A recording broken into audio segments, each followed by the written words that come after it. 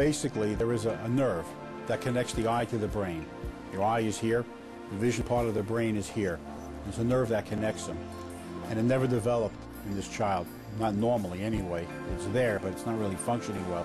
All the doctors said, I'm sorry, your child's blind, there's nothing you can do about that. And that's not a good enough answer. And we're going to prove them wrong. Meet Cameron Peterson. He's 18 months old and has optic nerve hypoplasia. Cameron has never seen his mommy or daddy. He's never seen his toys or even his own room. We noticed that his eyes weren't being able to track together. One of them would kind of wander, and there wasn't, he would, turn his eyes different ways and stuff like that. So we took him to see a doctor when he was about 4 months old, and he was diagnosed. The prognosis was as disheartening as the diagnosis. There was no cure for optic nerve hypoplasia. Their research led them to Baker Biotechnology. At 4 months old, Cameron and his family headed to China, where teams of doctors and specialists are hoping stem cells will regenerate the growth of his optic nerve. Cameron underwent 4 umbilical cord treatments. From the initial treatment, there's soreness of their back and of their legs because of the procedure, and sometimes they can get headaches from like the IB and stuff like that. But there's not really a whole lot of like big time major side effects. It's definitely worth it because the worst that could happen is nothing. He moves around a lot more. He moves towards things. Go get it.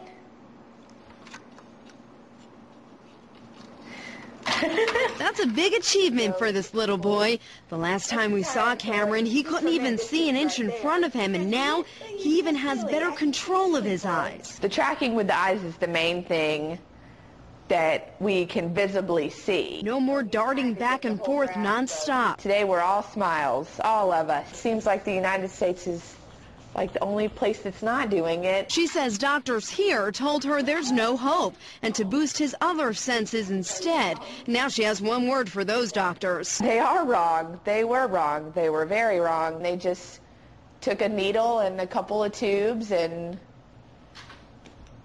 then it was done. 30 minutes, that's all. It doesn't seem simple. It is simple. And as the days go on, they expect more progress to be made. So one day, Melissa will get the one thing she's always wanted, to have her son look at her and say, Mommy. He'll be able to do it. He'll do it. His optic nerve that I saw right after the stem cell had that slate gray appearance that you often see in ONH. Today they look pinker. Does that convert to visual function? We don't know. We're going to find out over the next few years. You can't verbalize, you can't read a chart.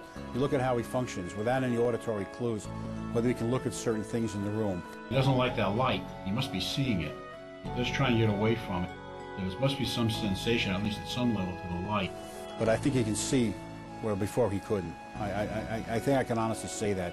He seems to fixate, at least on right gaze and close-up gaze. He suppresses in the nystagmus, which is the jerk movement of the eye, and appears to function visually. But I cannot tell you. I can't put it into numbers if it's 20/20, 2200. I don't know that.